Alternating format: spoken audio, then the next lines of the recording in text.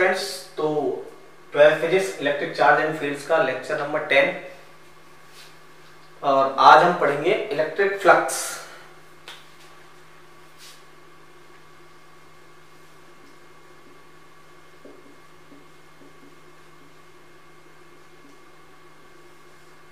ठीक है, electric flux जिसको हम फाई से डिनोट करते हैं।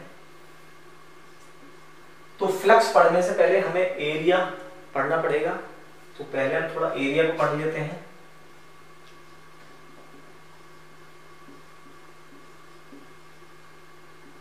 तो एरिया अभी तक आपने पढ़ा है, तो एरिया कैसी क्वांटिटी है? स्केलर और वेक्टर।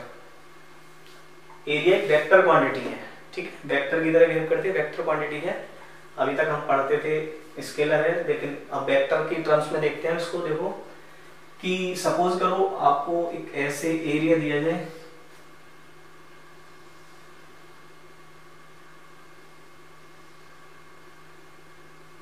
ये लेंथ मान लीजिए L है और ये B है, ये x एक्सिस है, ये y एक्सिस है और ये z एक्सिस है। आपसे बोला जाए कि इसका एरिया क्या होगा, एरिया ऑफ दिस प्लेन, तो आप बोलोगे एरिया इसका हो जाएगा L into B, L into B। लेकिन नहीं, इसका जो आंसर होगा वो होगा L इंटू B। अब देखिए किस में है, x एक्सिस में है, x और y एक्सिस, x और y प्लेन में है, तो इसका जो एरिया वेक्टर आएगा वो z में आएगा। और हमारे पास दोनों ही कंडीशंस हैं, आउटवर्ड और इनवर्ड, दोनों ले सकते हैं, आउटवर्ड और इनवर्ड। तो या तो हम इसे लिख सकते हैं k कैप और या फिर हम इसे लिख सकते हैं L into B minus k cap. ये 2D प्लेन की बात कर रहे हैं हम, 2D प्लेन, ठीक है, 2D प्लेन में एरिया वेक्टर। तो एरिया वेक्टर कहाँ लेना है? हमेशा परपेंडिकुलर टू द प्लेन लेना है। सबसे पहले condition perpendicular to the plane लोगे, या तो आउटवर्ड ले लीजिए या फिर डाउनवर्ड ले लीजिए, तो आपके पास दोनों कंडीशंस हैं। और देखिए इसमें कि जैसे सपोज करो आपने एक और कार्टेशियन प्लेन बना लिया, इसे मान लें y, इसे मान लें z और इसे मान लें हम x, और यहाँ पर हम रख देते, यहाँ पर एक प्लेन बना लें ऐसे, इसे मान लें a, इसे मान लें b। तो इसका आंसर क्या होगा? आपसे पूछेंगे एरिया क्या होगा इस प्लेन का, तो आप यहाँ भी देखेंगे जो एरिया है वो एक्स वाई प्लेन में ही है, तो इसे भी लिखेंगे a into B.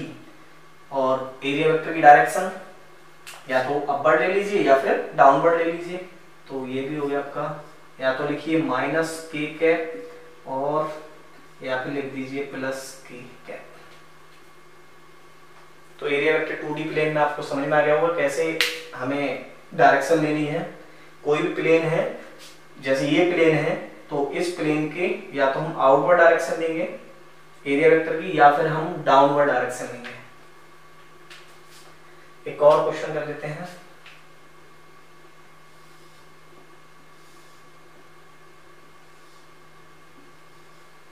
y, z and this is x, और यहाँ पर एक ऐसे सर्कुलर प्लेट मान लीजिए जिसकी रेडियस r है। अब आपसे पूछा इसका एरिया, तो इसका एरिया क्या लिखेंगे आप? एरिया लिखेंगे इसका पाई r square. Direction x axis में है, या तो अपवर्ड या फिर डाउनवर्ड, तो या तो आप लिखेंगे इसे i कैप और या फिर लिखेंगे इसे माइनस i कैप। तो 2D प्लेन में आपको समझ में आ गया होगा एरिया वेक्टर किस तरह फाइंड करना है, ठीक है। एरिया वेक्टर, एरिया लिखिए और जो डायरेक्शन है वो प्लेन के परपेंडिकुलर लेनी है, या तो आउटवर्ड ले लीजिए या फिर इनवर्ड ले लीजिए।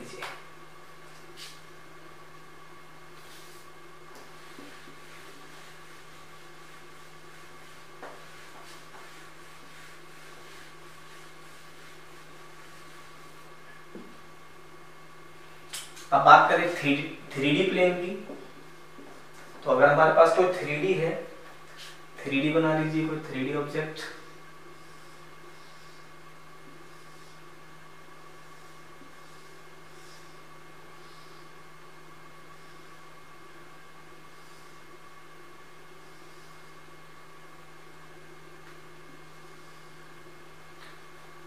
ठीक है, इसे मान लेते हैं हम एक्स एक्सिस, इसे मान लेते हैं हम वाई एक्सिस, और ये वाला हो जाएगा आपका जेड एक्सिस। ठीक है, तो यहाँ हम देखते हैं, अब आपसे पूछें कि इस प्लेन में बताइए, तो ये देखिए इसके 6 फेसेस हैं, that is 1 faces, 2 faces, 3 faces, 4 faces, 5 faces and this is outside 6 faces. ठीक है, 5 फेस इनसाइड वाला है और जो 6 मारा है वो हमने आउटसाइड वाला है। आपसे पूछे कि इसमें इसका एरिया वेक्टर कैसे लेना है, तो इसका एरिया वेक्टर हमने बताया, इसका area vector outside the normal लेना है, outside the normal, outside the normal, outside the normal. Inside भी ले सकते थे, इनसाइड लेने का क्या मैटर पड़ेगा, देखिए इनसाइड लेंगे तो इधर से भी इनसाइड आएगा और ये वाले कैंसिल हो जाएंगे, इनको हम फाइंड नहीं कर पाएंगे, तो हम केवल 3D में आउटसाइड ही फाइंड करते हैं। तो 2D प्लेन में आपको समझ आ गया, 2D प्लेन में प्लेन के परपेंडिकुलर लेना है, अपवर्ड या डाउनवर्ड, और 3D प्लेन में ऑलवेज आउटवर्ड वाला ही काउंट करना है, इनवर्ड वाला नहीं लेना है। तो 3D प्लेन में आप इस तरह से आपका जो है एरिया वेक्टर को कंप्लीट करेंगे यहां तक। अब पढ़ते हैं फ्लक्स क्या होता है।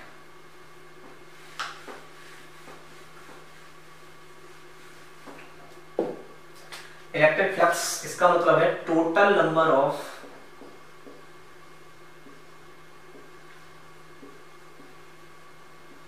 Electric field lines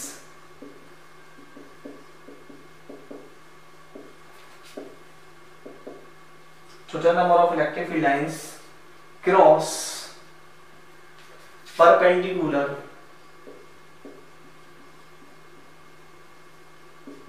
to a surface। ये याद रखना है कि सरफेस के जो परपेंडिकुलर लाइन बाहर आएंगी या क्रॉस करेंगी, उन्हीं लाइनों को हम बोलेंगे इलेक्ट्रिक फ्लक्स। क्लियर, एक तो चीज याद रखना है, परपेंडिकुलर टू सरफेस लाना है, परपेंडिकुलर टू दी सरफेस। जैसे सपोज कीजिए ये कोई प्लेन है,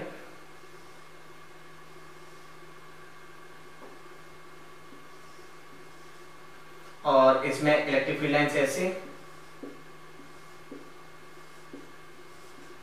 ये प्लेन ऐसे है, सपोज कर लीजिए ऐसे, तो इसमें देखिए ई की डायरेक्शन भी ये है और ए की डायरेक्शन भी ये है। ठीक है ना, ये प्लेन इस तरह से है परपेंडिकुलर टू द सरफेस, तो ई की डायरेक्शन भी ये है, ए की डायरेक्शन भी ये है। तो इस कंडीशन में जो फ्लक्स होगा वो होगा phi is equal to integral of E D A. अगर ई और ए कांस्टेंट है तो हम लिख सकते हैं phi is equal to E ए और ई के बीच में एंगल 0 है, तो इसको हम अगर इसके फॉर्म में लिखें तो phi is equal to E A cos 0। Cos 0 की वैल्यू 1 होती है, so phi is equal to EA.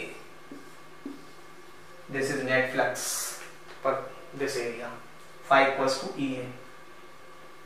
इसकी यूनिट निकाल सकते हैं, E की यूनिट क्या होती है, न्यूटन पर कूलम, एंड एरिया की मीटर स्क्वायर। तो फ्लक्स की यूनिट हो गई Newton metre square per coulomb, और ये कैसी क्वांटिटी है, ये स्केलर क्वांटिटी है, ये याद रखना है, दिस इज स्केलर क्वांटिटी। ठीक है, क्लियर है, ये स्केलर क्वांटिटी है, उसकी यूनिट है newton metre square per coulomb flux. और कैसे फाइंड करते हैं, total number of field line cross perpendicular to a surface, surface से परपेंडिकुलर जो लाइंस बाहर आएंगी उसको हम फ्लक्स बोलेंगे। ठीक है, और क्वेश्चंस करते हैं इलेक्ट्रिक फ्लक्स पर। तो देखिए एरिया ऐसे है, प्लेन एरिया, और फील्ड लाइंस ऐसे हैं, ई, तो इससे होकर जाने वाला फ्लक्स। तो देखिए ये एरिया है, तो इस एरिया का जो एरिया वेक्टर आएगा वो ऐसे आएगा अपर डायरेक्शन में। देखिए प्लेन है तो एरिया वेक्टर ऐसे और ई ऐसे, तो यहाँ पर हमें समझ में आ रहा है ई और ए के बीच में एंगल कितना हो जाएगा 90।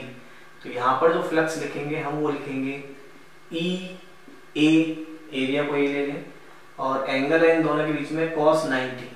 देखिए भाई ई ऐसे जा रहा है और ए आप कैसे लेंगे, मैंने बताया था या 2D प्लेन है या तो आउटवर्ड ले लें या इनवर्ड ले लें, तो दोनों ही कंडीशन में cos 90 की वैल्यू हम जानते हैं 0, तो यहाँ पर जो फाई है वो हो जाएगा आपका 0।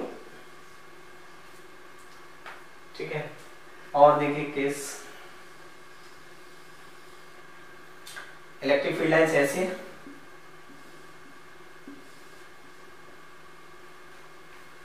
और एरिया वेक्टर ऐसे, तो इस केस में पूछे सेम कहानी, this is E and this is A, इनके बीच में एंगल 90, तो यहां भी हम बोल सकते हैं phi is equal to EA cos 90, so phi is equal to 0।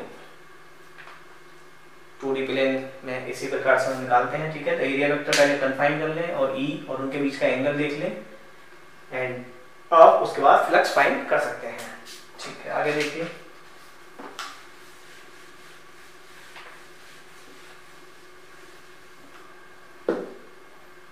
अगर हम बात करें 3D प्लेन की, तो 3D प्लेन की बात करें तो 3D प्लेन में सपोज कीजिए कि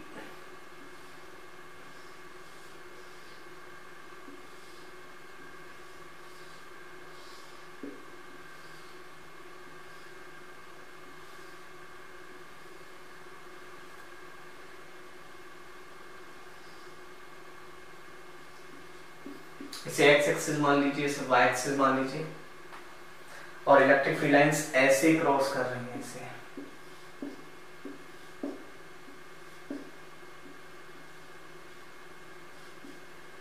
ठीक है, ई की वैल्यू मान लीजिए E0 है यहाँ पर, और जो एरिया है वो A है, सरफेस का एरिया।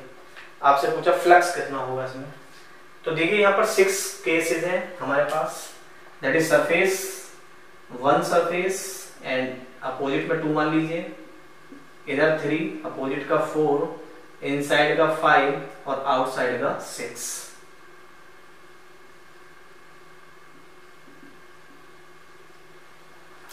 तो हमारा जो नेट फ्लक्स होगा, फ्लक्स नेट वो हो जाएगा 5-1 plus 5-2 plus 5-3 plus 5-4 plus 5-5 plus 5-6। तो फाइंड करते हैं 5-1 को देखिए, E की डायरेक्शन ऐसे है और एरिया वेक्टर लोगे आप, इधर आएगा एरिया वेक्टर, तो इसको लिखोगे आप EA cos 180।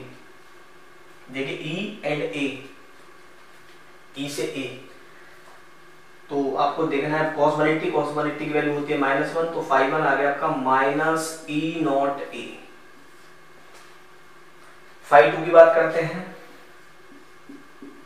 5-2 देखिए इस वाले सरफेस पर है, E भी इधर है और इसका A एरिया वेक्टर भी इधर है, तो E और A के बीच में एंगल 0 हो गया, तो यहां लिखेंगे EA cos 0, सो E की जगह E0 and then A। 5-2 find कर लिया।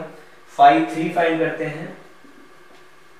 5-3 ये है अपर सरफेस पर, देखिए फील्ड ऐसे है और एरिया वेक्टर कहाँ आएगा, एरिया वेक्टर इधर आएगा, तो देखिए E और A के बीच में एंगल 90 हो गया, तो 5-3 को लिखोगे आप EA cos 90 0, so 5-3 is equal to 0। Same condition 5-4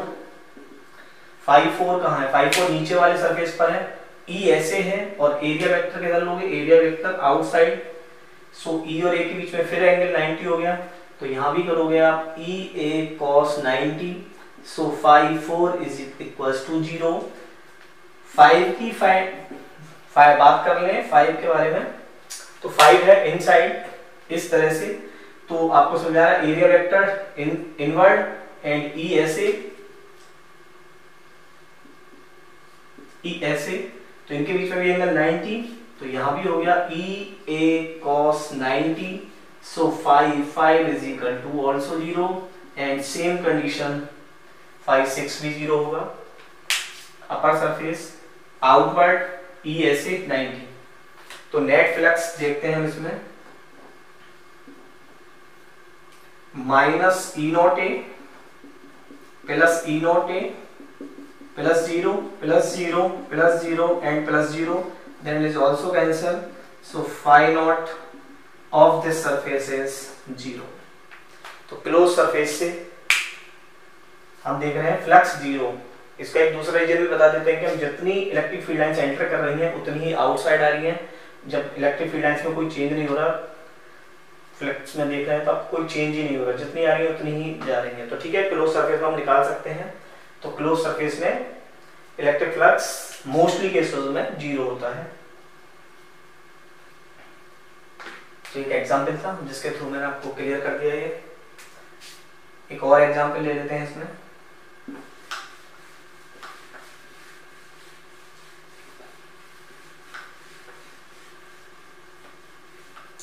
three D surface लेते हैं। 3D सरफेस को ही यहां मान लीजिए एक्स वाई एक्सिस, और यहां पर एक सिलेंडर बना लीजिए। इसकी लेंथ को हम n मान लें और रेडियस को r मान लें, और इलेक्ट्रिक फील्ड लाइंस ऐसे क्रॉस करा दें इससे। आपसे पूछा फ्लक्स, तो देखिए यहां फ्लक्स के सरफेस बना लीजिए। That is a 1 2 3 and 4। तो इसका जो फ्लक्स होगा फाई नेट वो होगा आपका phi 1 plus phi 2 plus phi 3 plus phi 4।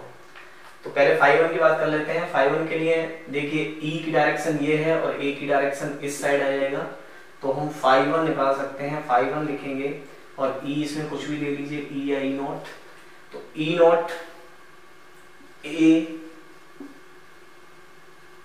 और एंगल कितना हो गया cos 180, तो ई नॉट ए को लिख सकते हैं pi are square and negative.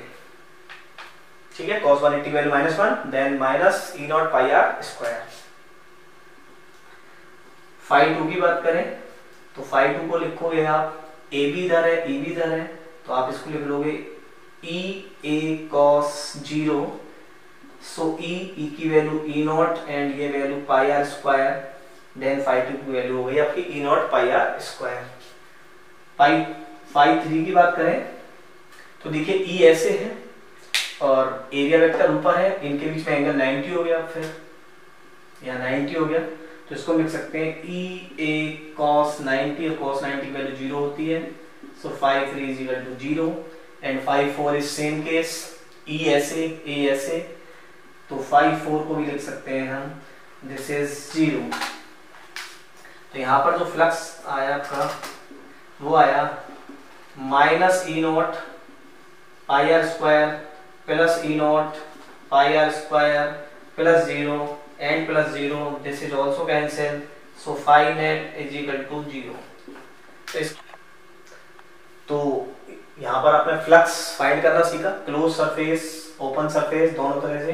तो आपको बस एक बात याद रखनी है कि area vector always perpendicular to the surface, ठीक है, और ई की डायरेक्शन हम देखते हैं और इस तरह से हम फ्लक्स फाइंड करते हैं। क्लोज सरफेस में मोस्टली केसेस में 0 आएगा, अगर कुछ डिस्टेंस होगी तो कुछ अलग भी वैल्यू आ सकती है। और इससे जो अगला नेक्स्ट टॉपिक आएगा वो आएगा गॉस लॉ। आप समझते हो कि गॉस लॉ बहुत ही इंपॉर्टेंट टॉपिक है बोर्ड के पॉइंट ऑफ व्यू से। तो अगले वीडियो में हम गॉस लॉ को कंप्लीट करेंगे, गॉस लॉ और गॉस लॉ के डेरिवेशन से एप्लीकेशंस हैं वो पूरे करने हैं। तो आप हमारे साथ जुड़े रहिए रूट ऑफ फिजिक्स पर, और ज़्यादा से ज़्यादा आप इसका बेनिफिट उठाइए और फिजिक्स को फील के साथ पढ़ना सीखिए। रटने से फिजिक्स नहीं आती है, फिजिक्स को फील करना ही इम्पोर्टेंट है। अगर आप फिजिक्स को फील करना सीख जाएंगे तो फिजिक्स आपके लिए बहुत ही इंटरेस्टिंग सब्जेक्ट हो जाएगी, और ये मेरा प्रॉमिस है कि मैं आपको ये इंटरेस्टिंग ही बना दूंगा। तो आप हमारे साथ जुड़े रहिए रूट ऑफ फिजिक्स से, और हमारी वीडियो का कंटिन्यू सब्सक्राइब कीजिए, लाइक कीजिए, और अगले वीडियो में हम आपसे फिर मिलते हैं गॉस लॉ के साथ।